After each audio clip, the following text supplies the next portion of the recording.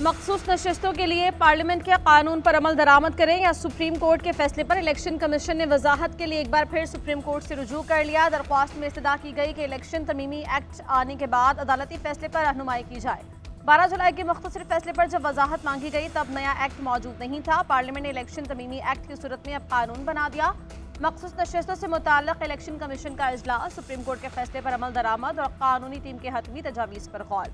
Commission को मखसूस नशिस्तों से मुताल्लिक सुप्रीम कोर्ट की गुज़श्ता समाअतों में वकला के उठाए गए पॉइंट्स पर भी ब्रीफिंग दी गई।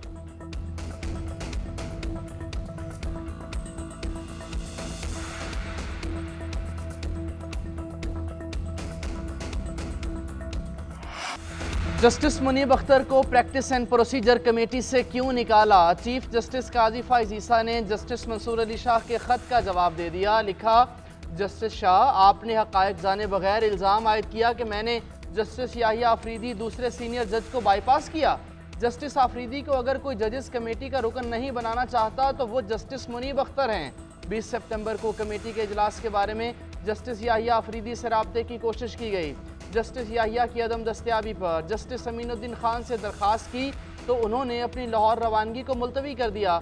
जस्टिस मंसूर अली शाह, आपने कमेटी में अदम शिरकत के लिए चीफ जस्टिस ऑफिस को मुत्तला नहीं किया।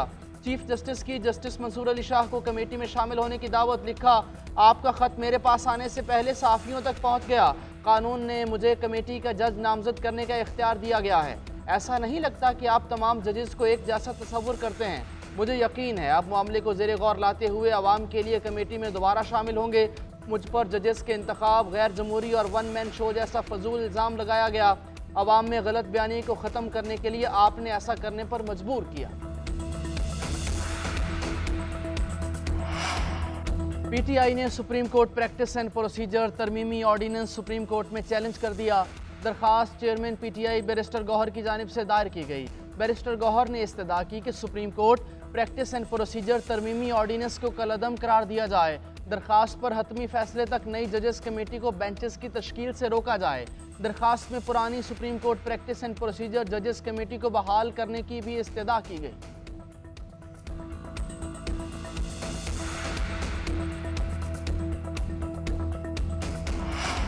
प्रॉपर्टी, ज़रई और रिटेलर सेक्टर को टैक्स नेट में लाने का फैसला। मुस्तकबिल में पंजाब हुकूमत की तर्ज पर बिजली की कीमतों पर रिलीफ नहीं दिया जाएगा। तवानाई के शोबे को GDP के 1% से ज़ायद सब्सिडी नहीं मिलेगी। बिजली की कीमतों में कमी के लिए इस्लाहात की जाएंगी। हुकूमत बिजली की कीमतों में कमी के लिए जामे पैकेज लाएगी। IMF के नए कर्ज प्रोग्राम की कड़ी शराइत सामने आ गईं। ज़राए के मुताबिक ग़ज़ाई अजनास की इमदादी कीमतों का तयन नहीं किया जाएगा। वफाकी हुकूमत के ढांचे को कम किया जाएगा। पाकिस्तान NFC अवार्ड के फार्मूले पर नज़रसानी करेगा। IMF सूबाई हुकूमतों के अखराजात को मॉनिटर करेगा। पाकिस्तान IMF प्रोग्राम के दौरान ज़िमनी ग्रांट्स जारी नहीं करेगा।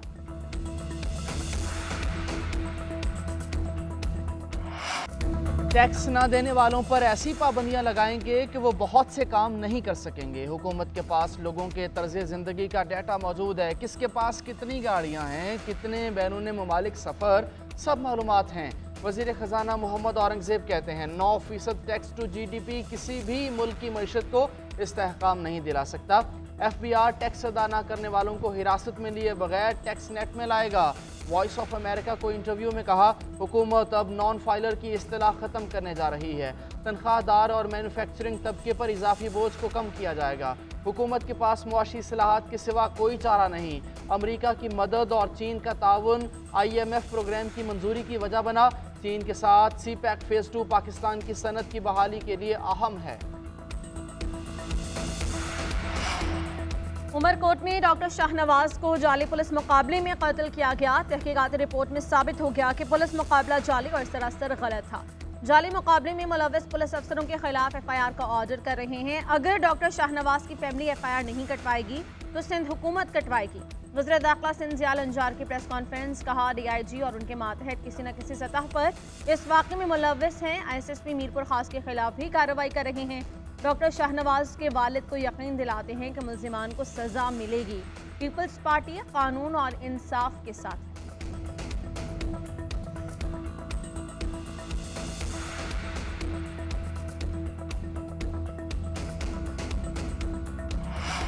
मीरपुर खास पुलिस ने डॉक्टर शाहनवाज को कत्ल किया और मुकाबले का नाम देने की कोशिश की। उमरकोट पुलिस ने डॉक्टर शाहनवाज को गिरफ्तार करके मीरपुर खास पुलिस के हवाले किया था।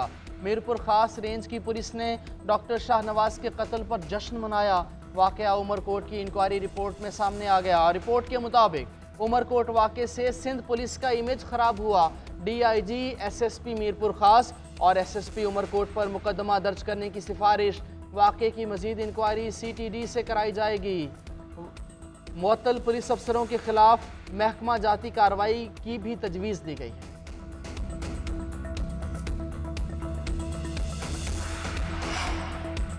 तहरीक इंसाफ और JUI का मुश्तरका तौर पर आईनी तरमीम का मुसव्वदा तैयार करने का फैसला। PTI वफ़द की मौलाना फजल रहमान से मुलाकात। आईनी तरमीम और सियासी सूरत हाल पर मुशावरत। बैरिस्टर सलमान अकरम राजा और सीनेटर कामरान मुर्तज़ा मिलकर अपोजिशन का मुत्तफ़िक़ा आईनी तरमीम का मुसव्वदा तैयार करेंगे। PTI वफ़द ने कहा कि आईनी अदालत का मकसद फ़र्द वाहिद को नवाजना और तहरीक इंसाफ को दीवार से लगाना है। मौजूदा सूरत हाल में आईनी तरमीम लाना बदनीयती पर मबनी है। मौलाना फजल रहमान ने कहा कि अपोजिशन के साथ हूँ, तमाम फैसले मुत्तफ़िक़ा होंगे। हुकूमत को अपने सियासी मफादात के लिए अपना कंधा फराहम नहीं करेंगे। हाईकोर्ट जजेस के तबादलों पर PTI वफ़द का एतराज़। सेनेटर कामरान मुर्तज़ा ने कहा कि ऐसी तरमीम नामुनासिब है। सलमान अकरम राजा कहते हैं मौलाना फजल रहमान हमारे साथ हैं। साबिक़ वज़ीर आज़म का मिली ट्रायल हो सकता है, ना ही कंट्रोल आईनी अदालत बनाई जा सकती है। हम अवामी तहरीक चलाएंगे और मौलाना समेत दीगर जमातें हमारा साथ देंगी।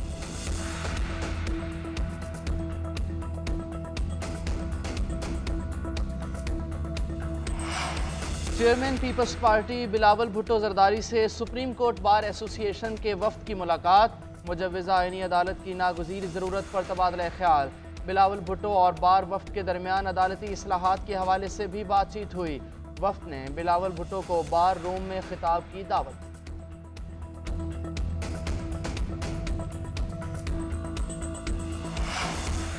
वाइस चांसलर की तैनाती का तनाज़ा। वज़ीर आला पंजाब और गवर्नर आमने सामने। मरीम नवाज का गवर्नर पंजाब को तालीम के मामले पर सियासत न करने का मशवरा। कहा कि पंजाब हुकूमत ने मेरिट पर वाइस चांसलर लगाए। गवर्नर को किसी नाम पर एतराज़ था तो वो मुस्तरद कर देते।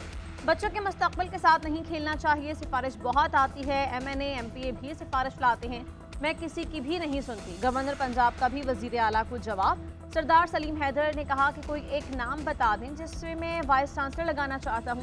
क्या पूरे पंजाब में यही लोग हैं जिनके नाम भेजे गए?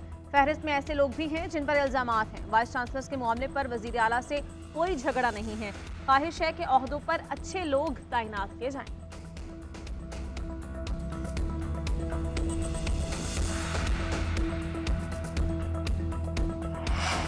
बानी PTI और बुशरा बीबी पर तोशाखाना 2 केस में फ़र्द जुर्म 2 अक्टूबर को आयद की जाएगी। अडियाला जेल में केस की समाअत। ज़मानत की दरखास्तों पर वकला सफाई के दलाइल मुकम्मल। FIA वकला हफ्ता के रोज़ से दरखास्त ज़मानतों पर दलाइल का आगाज़ करेंगे। प्रोसिक्यूशन ने दलाइल के लिए अदालत से मज़ीद वक्त मांग लिया। वकला सफाई की तरफ से मुखालफत। वकील सलमान सफ्दर ने दलाइल दिए। अदालत दरखास्त ज़मानत पर आज ही फैसला करे। अगर कुछ नहीं होना तो अदालत हमारी ज़मानत की दरखास्तें खारिज कर दे। अदालत ने प्रोसिक्यूशन को दलाइल के लिए मज़ीद वक्त दे दिया। समाअत 28 सितंबर तक मुलतवी।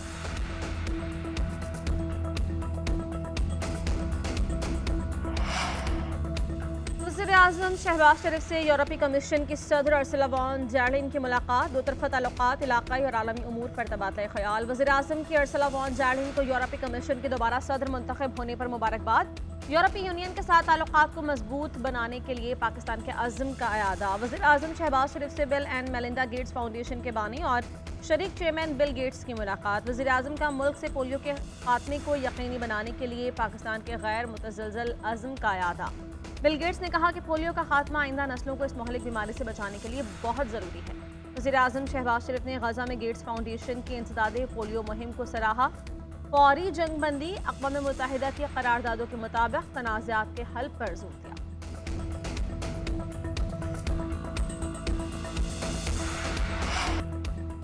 तहरीक इंसाफ ने 28 सितंबर का रावलपिंडी का जलसा मनसूख कर दिया। हाईकोर्ट रावलपिंडी बेंच में दायर दरख्वास्त वापस लेने का फैसला। उधर तहरीक इंसाफ के मीनार पाकिस्तान पर जलसे की इजाज़त के लिए दरख्वास्त पर समाअत। लाहौर हाईकोर्ट ने डिप्टी कमिश्नर लाहौर को 30 सितंबर तक फैसला करने का हुक्म देते हुए दरख्वास्त निपटा दी। अदालत की सरकारी वकील को डीसी को अदालती हुक्म से आगाह करने की हिदायत। दरख्वास्त ने मौका अख्तियार किया कि 5 अक्टूबर बानी पीटीआई का यौम पैदाइश है। तहरीक इंसाफ 5 अक्टूबर को मीनार पाकिस्तान पर जलसा करना चाहती है।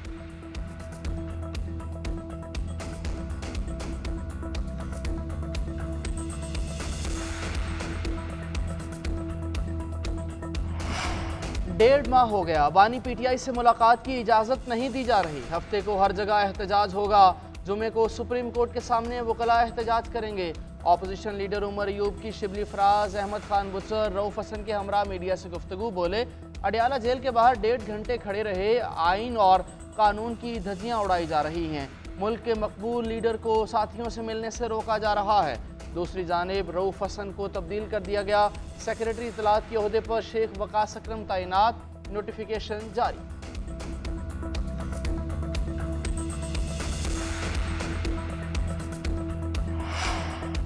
इस्लामाबाद हाईकोर्ट में लापता अफराद की बाजियाबी से मुताल्लिक़ केसेस की समाअत। जस्टिस मोहसिन अख्तर कियानी ने रिमार्क्स दिए कि लापता अफराद कश्मीर, अफगानिस्तान या किसी जेल में हैं, जिंदा हैं या मुर्दा हैं, ये बताना रियासत की जिम्मेदारी है। लाहौर या कराची यूनिवर्सिटी से जिन बच्चों को उठाया गया वो अफगानिस्तान नहीं गए। बलूचिस्तान में जो हालात हैं वो हमारे लिए खतरे की घंटी हैं। अभी मालम जबा में जो हुआ ये एक अलार्मिंग सिचुएशन है। इन हालात में आर्मी या सिक्योरिटी इदारों को मुरद इल्ज़ाम नहीं ठहराया जा सकता, मगर एक तरीका अपनाना होगा। ये लोग भी रियासत या रियासती इदारों के खिलाफ नहीं। हम इंसानी जानों की बात कर रहे हैं जिनके अपने घरों में उनका इंतजार किया जा रहा है। अदालत की लापता अफराद से मुताल्लिक़ एडिशनल अटॉर्नी जनरल को रिपोर्ट जमा करवाने की हिदायत।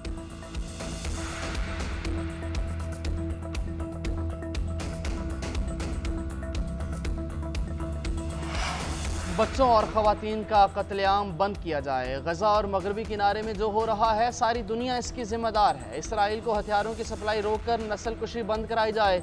हम गजा नहीं छोड़ेंगे। फ़लस्तीन हमारा घर है।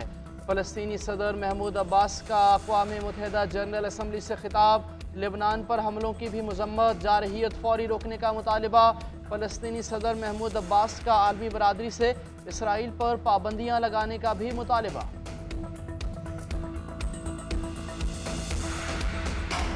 चैंपियंस वनडे कप का दूसरा एलिमिनेटर मार्कोर्स और लॉयंस आज आमने सामने होंगी। जीतने वाली टीम 29 सितंबर को पैंथर्स के खिलाफ फाइनल में नबर्द आजमा होगी। कराची आर्ट्स काउंसिल में रंगारंग वर्ल्ड कल्चर फेस्टिवल, फनकारों की म्यूजिक और रक्स की शानदार परफॉर्मेंस देखने वाले झूमने पर मजबूर हो गए। गवर्नर सिंध कामरान किशोरी की भी फेस्टिवल में शिरकत।